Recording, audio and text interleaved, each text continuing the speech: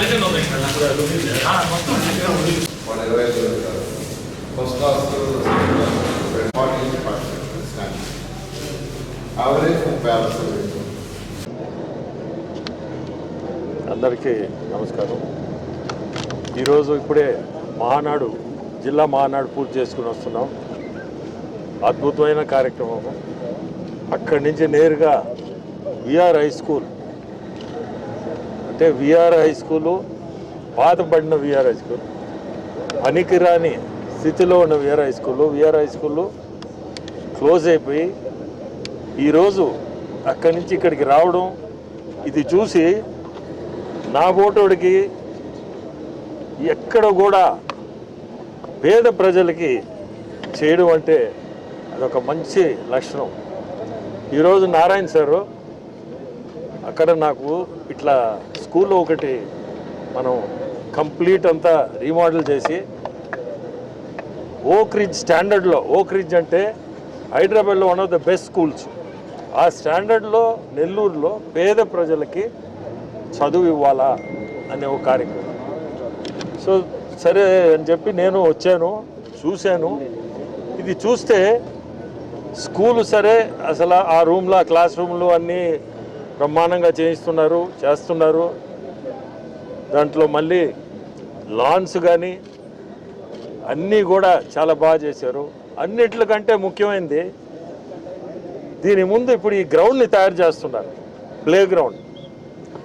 ఈ play ground concept ఏంటంటే, ఈ పేద పిల్లలు వాళ్ళ తల్లిదండ్రులు రోజు కూలి మీద ఇల్లు వదిలిపెట్టేసి పోయి సాయంత్రానికి వచ్చే టైంకి ఈ పిల్లలు ఇంటికి పంపించినా ఎవరు ఉండరు, కూలికి పోయేవాళ్ళ పిల్లకాయలు వీళ్ళంతా, అటువంటి వాళ్ళు చదివేయాలని కోరిక. సో ఈ గ్రౌండ్ కూడా తయారు చేసి వాళ్ళ పిల్లల పేరెంట్స్ 6కి వస్తారో 5కి వస్తారో 6కి వస్తారో అప్పుడు దాకా ఏదో వాళ్ళని ఖాళీగా ఇంటికి పంపించి లేకుండా ఇక్కడనే ఈ ప్లే గ్రౌండ్ ఒకటి తయారు చేసి వాళ్ళని ఆ టైంకి ఇంటికి చేరేటట్టుగా ట్రాన్స్పోర్ట్ ప్రొవైడ్ చేస్తున్నారు. Free transport, morning breakfast, snacks అన్నీ కూడా మొత్తం ఫ్రీ ఆఫ్ కాస్ట్. సార్ వాళ్ళ అంటే రెస్పాన్సిబిలిటీ కూడా ఉండాలి, చేయడం వదిలేయడం అనేది కాదు. రెస్పాన్సిబిలిటీ అనే దానికి ఆయన సొంత చిన్న కూతురు షర్ణిని ఇన్వాల్వ్ చేసి పెడుతున్నాడు. అది కూడా ఒక మంచి, ఎందుకంటే మన రెస్పాన్సిబిలిటీ చేసేసి వదిలేయడం అంటే రెస్పాన్సిబిలిటీ కాదంట.